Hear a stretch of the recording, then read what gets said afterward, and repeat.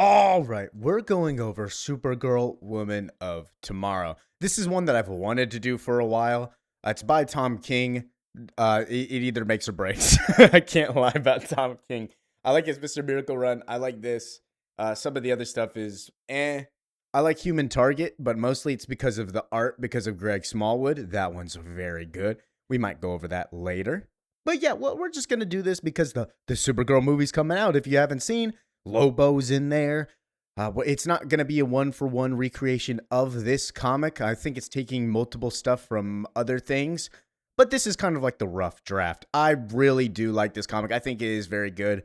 It made me like Supergirl a lot. And to be quite honest with you, I do like her equally, if not a little bit more than Superman. I just like that her character is defined as she was already on Krypton and she's seeing Krypton.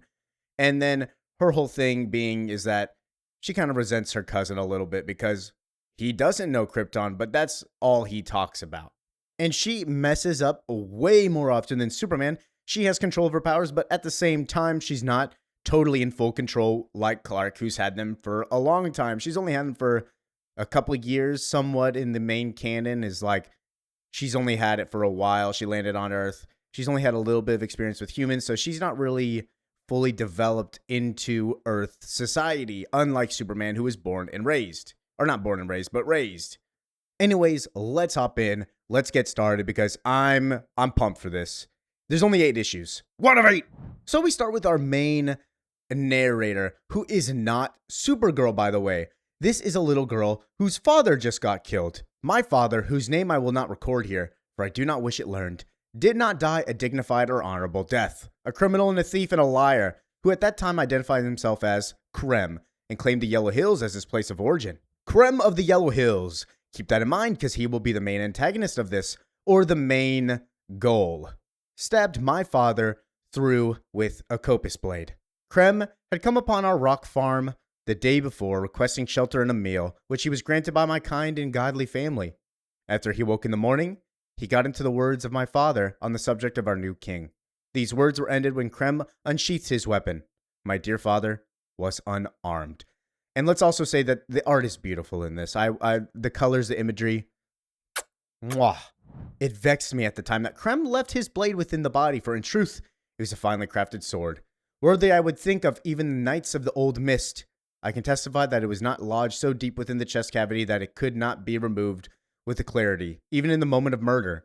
If a child, which I was at the time despite my many protests to the contrary, could claim the weapon with such a simple tug, what was it that prevented Krem from rescuing him? I had meant to ask him, and even had the question on my mind when Supergirl and I eventually found the filthy man, and he was begging for his life with tears in his eyes. But Supergirl delivered the fatal blow to Krem, fell dead to the ground before it could get out. And so it remains a mystery to this day. But I'm writing ahead of myself, as I tend to do, but should not. So she tells us, hey, this is the ending of the story. Supergirl murders this guy. Supergirl kills Krem. And this girl, who says that she's not, she believes that she's an adult, takes the blade and intends to chase down Krem. She intends to get her revenge. Allow me then to continue on to a more traditional path of storytelling, to better illuminate our beginnings in order that you might understand our ends. I'm blessed by Crying Anne with 6 brothers, all of whom are elder to me. And at that evening at Endfest, they were all yelling mad at one another, each one with a plan of vengeance.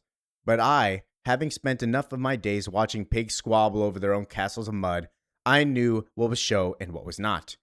Her brothers are not going to do that. It's just show and tell. They're just saying, we'll stop it, we'll do it. But she intends to actually go and do it. It was a noble sort of bluster, but nonetheless, each of them understood the outcome before a voice had even raised. Krem of the Yellow Hills was likely a king's sergeant sent here to test us.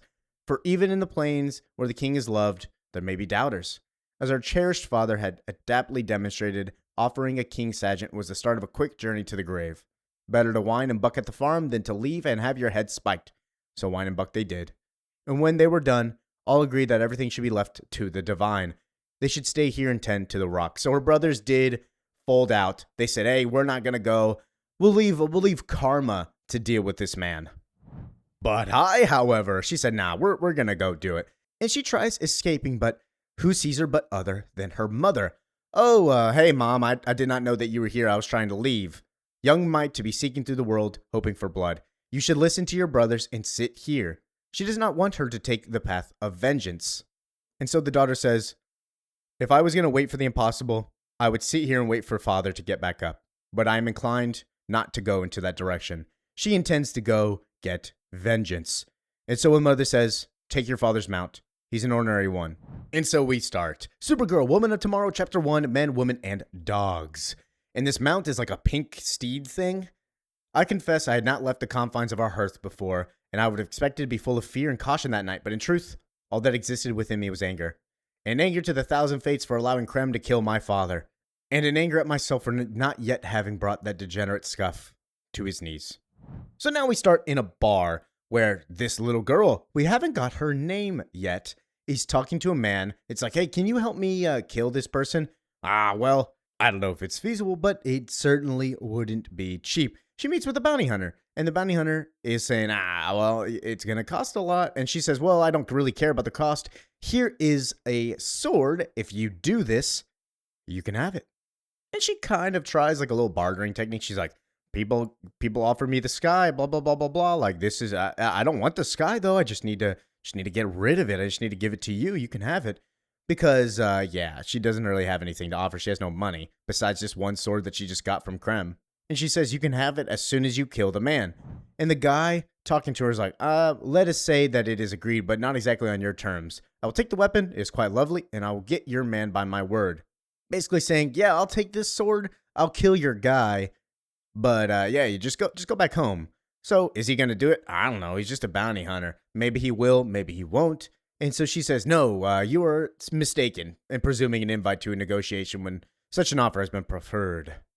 Basically saying, I want to go. I'm going to kill him with the sword. That's part of the bargain.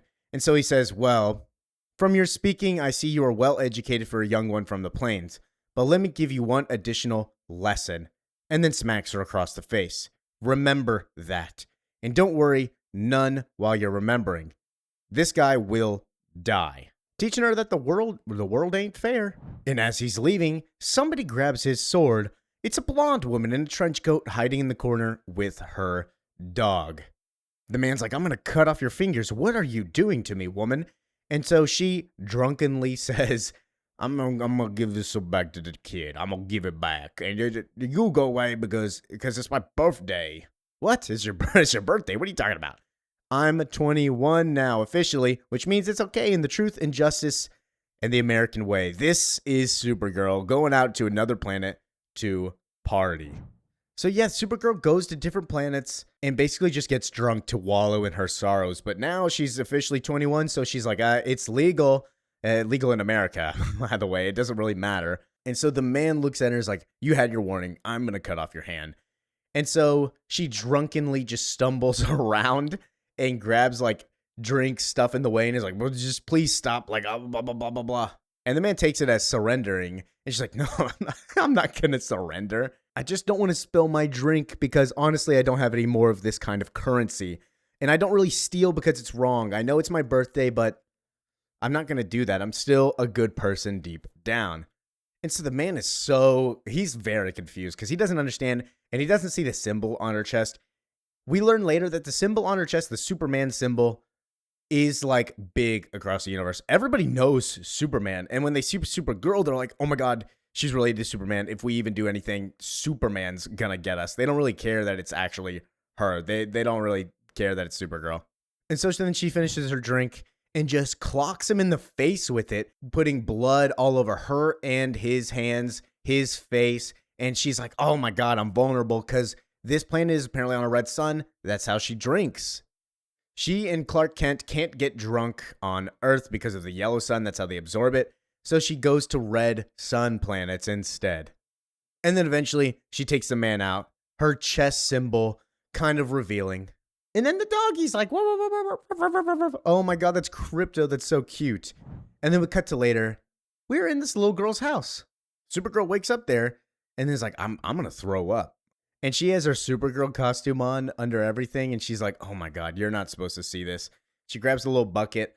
And then the girl is telling her whole story. And Supergirl's like, I don't really care, to be quite honest. And the girl's like, I'm Ruthie Merrill Knoll. And I'm witness to your skill and bravery. I would like to hire you to kill Krem of the Yellow Hills, the cheating King Sergeant who slew my father and left him in the dirt. Are you interested? Supergirl looks at her, doing a little side eye, and just vomits. And we see that Supergirl is not taking that deal. We go later that the Ruthie's like, hey, do you want, like, I can give you the sword, given the same spiel that she gave to the man in the bar. And Supergirl's like, it's very nice, very cool, but I don't really need swords. I don't really care about swords. And Ruthie says, well, pish posh, everyone needs a sword. And Supergirl kind of breaks down what happened. Yeah, you're persuasive, but I'm only here because of my birthday. I came here to drink. I did. I'm going home. I'm not a hunter or whatever. I'm not going to get this guy. But good luck, and don't kill people. It's bad. But according to the story, Supergirl killed Krem. And Ruthie, sitting there just staring off at Supergirl leaving, says, had I let her go, our lives would have gone on separate and unique paths with little consideration for the other. Supergirl would undoubtedly have returned to her prodigious adventures, protecting those in need, as she lived up to her own well-earned values. And I would have continued in my hunt for the damnable Krem of the Yellow Hills, eventually confronting him face to face. For based upon my later experiences, I do wager he would have taken my life and danced with great mirth over my fallen body. But that's only if I let her go, which I did not. And she jumps into the ocean to go get Supergirl to prove to her that, hey, I need you. And so she swims across that ocean chasing the boat. As I went, I could feel the jawbones nipping at my skin, testing and tasting. Fortunately, they are a fearful lot to this close in shore. My motion in the swim was enough to convince them to hold off a swarm. Tuckered out, I'd be an easier meal, which was all the motivation I needed to keep my arms and legs pumping. The most cumbersome obstacle was Krem's sword, hanging heavy from my belt, dragging against the sea as I pushed forward. I was tempted on a number of occasions to lead the sword and allow it to descend peacefully into the deep blue, but I managed to remind myself each time that it held my father's last blood and that the sea floor was not its capping destination. Eventually, and thankfully, I reached the shore. The burn and scratch of the sand on my feet felt like baptism, and I welcomed it as a babe welcomes the smile of a kindly priest. Now I am quiet, but I am not silent. Under a yellow sun, Supergirl surely would have heard of me, coming and begged me off. But at the time, she was deprived of the senses that provoke envy among gods, and I was able to track her back to what I can only describe as the indescribable, and it's Supergirl's spaceship that she used to get here from Earth. And how far away are we from Earth? I don't know. I think they might say something later, but honestly, it doesn't matter. This is kind of like a bottle story for her. No other help. Everybody's gone, and that's a perfect excuse. We're in another galaxy, another planet. Nobody's really coming. No Green Lantern's going to help out real quick just because it's not his sector. And the ones that do help out the sector really don't care. And so Supergirl's like, what are you doing, Ruthie? Are you serious? What are you doing? Comes down and is like, are you listening? And Ruthie, in awe, just stares at her. Is like, I apologize. Like, I'm perplexed. What is this? It's not from here. It's kind of like a horse. And this is what I wear out there. But you, Ruthie, have to leave because the horse is going already and it kicks. And when it finally goes, I don't want you to get kicked, you know? Basically saying, hey, this thing's going to blast off. I want you to just leave. She's trying to get rid of her. And then Ruthie, not stopping, gives her another spiel. Hey, please, just come with me. And Supergirl says, you seem like a nice girl, but I can't go off with you to kill someone. You don't know about this, but my job, I have a very responsible job that I need to go back home to do. The first rule of that job just so happens to not be killing people. I understand your anger. It's hard to lose somebody, but you have to look for justice, not vengeance. You know, it's like my mother said, life is about compassion, not fury. Basically saying, you got to be the bigger person. You can't do this. And this is a very important moment about the ending. We'll get more about the ending later. Because this whole speech that she gives right now correlates to the ending. She's being hypocritical right now. She's saying, hey, don't kill people. And then we've learned earlier in this issue that she's the one who kills Krem of the Yellow Hills. And so Ruthie looks at her and is like, you don't understand a damn thing. I didn't lose somebody. I lost my father with my heart. I will never see him again. Not on my birthday. He's gone.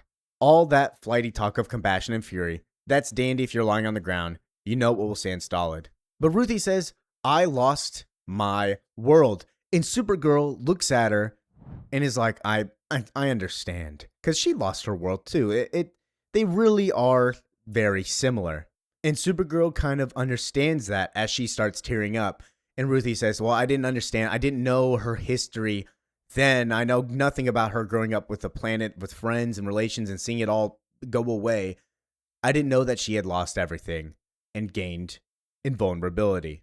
And Supergirl crying is like, I come here so I don't have to think about that. I don't have to think about her world dying because she is traumatized by it. And it's one of those things that she just bottles up, and that's why she's kind of a screw up compared to Superman. And then she gets hit in the chest by an arrow. And who shoots her with the arrow? It's Krem of the Yellow Hills. And who's with him? None other than the bounty hunter that she tried to hire earlier. And Krem says, well, the bounty guy told me that you're trying to hire people to kill me, little girl. I have paid him to help me find you well. And he shoots another arrow. And this arrow instead hits Crypto. And the thing is, Crypto kind of doesn't understand that he's under a red sun. He was just trying to bite a bad man. He also thought he was invulnerable, but apparently he's not. And Supergirl's like screaming. She tanks another arrow. And at this point, she's just seething with rage, which is also another good story that she has. We might go over that one soon, where she gets a Red Lantern ring. But seething with rage, she walks up to Krem of the Yellow Hills and is like, do you know who I am? I'm Supergirl, and I don't give a shit about swords and arrows, as she grabs the sword out of the bounty hunter's hand and just yanks it from him. I was not so uninitiated in battles as you might assume due to my youth and the gentle reputation of my gender. There were thieves and robbers on the plain, and I saw them scrap mightily with my dear father and brothers. I've seen many a time where two men were convinced only one of them would emerge from their baleful conflagration. But until that day, I never saw someone so unafraid of death that they understood in their heart and belly a simple and perfect truth. There was no one alive stronger than they, and Supergirl really didn't care that she got struck by arrows. She knows eventually she'll be better, and she just knocks out the bounty hunter and stares at Krem. And then Krem runs, and he sprints away, so Supergirl runs and goes over to Crypto. And Ruthie goes and tries to attack Krem real quick to get him on the blind side while he's running. I could not stop myself to stop the Cretan, and he just kicks her to the side. And it goes into the ship. That's another main thing that's going to happen. And he blasts off with the ship. Krem of the Yellow Hills, killer of men, women, and dogs, was about to escape my clutches and flee into the stars. So that's the ending of issue 1. And so we got our setup, is that Supergirl is injured on this planet, stranded basically, because her spaceship is gone. Crypto is injured, and her new acquaintance, Ruthie, is on a hunting mission to kill Krem of the Yellow Hills, who has her spaceship. So at this point, their objectives are aligned. Kind of has no choice but to go with her. So yeah, that's Supergirl issue 1. I really do like this series. We'll do more of this. So thank you for listening, watching, and enjoying. Make sure to like, comment, and subscribe. Let me know any other comics you want me to go over, because I do enjoy going over comics. Peace out.